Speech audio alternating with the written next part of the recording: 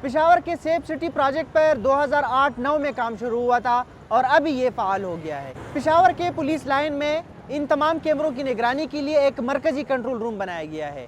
یہ کیمرے کس طرح کام کرے گی اور کس قسم کے کیمرے جو ہے اس شہر میں نصب کیے گئے ہیں، اس حوالے سے ہم نے پشاور کے S S P operation Farhan Khan سے بات کی ہے۔ ان 711 کیمراز میں جنرل سرویلنس کیمراز ہیں، automated number plate reading cameras ہیں، اس میں پی ٹی زی کیمراز ہیں اور اس میں جو ریئل ٹائم باڈی وون کیمراز ہیں وہ انکلوڈڈ ہے۔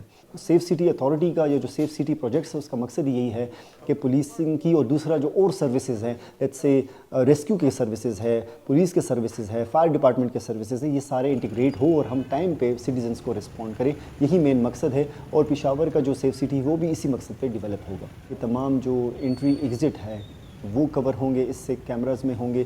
دوسرا اس سے ہمیں اگر کہیں پہ کرائم ہو جاتا ہے تو ہیومن اینڈ کے علاوہ ٹیکنیکلی ہمیں بہت زیادہ مدد ملے گی کہ ہم ٹریک کر سکے کہاں سے اس کی انٹری ہوئی تھی، کہاں سے ایگزٹ ہوا تھا، کون سے راستے فالو کیے تھے۔ آپ کو دیکھ رہے ہیں کہ پشاور میں کرائم تو ہے نو ڈاؤٹ، ایک تو ٹریفک کا ایشو ہے، وہ اس سے ہمیں بہتری آئے گی ٹریفک کو مینیج کرنے میں، کیونکہ ویزیبلٹی ہماری بڑھے گی، ہماری ایکسیس ہر جگہ ہوگی۔ اس کا جو فیچر ہوگا وہ ای چالان سسٹم بھی آ رہا ہے، ٹریفک کی مینجمنٹ بھی بہتر ہوگی اور ایسی تمام گاڑیاں جو کہ ان رجسٹرڈ ہے، جن پہ نمبر پلیٹ نہیں ہے، وہ ہمیں ان کو ڈھونڈنے میں، ان کو لوکیٹ کرنے میں بہت زیادہ اسسٹنس ملے گی۔ اس میں کبھی بھی پرائیویسی نہ لیک ہو کسی کی، کس طرح کے فوٹوز کسی کے نہ جائیں، سب سے امپورٹنٹ بات یہ ہوگی۔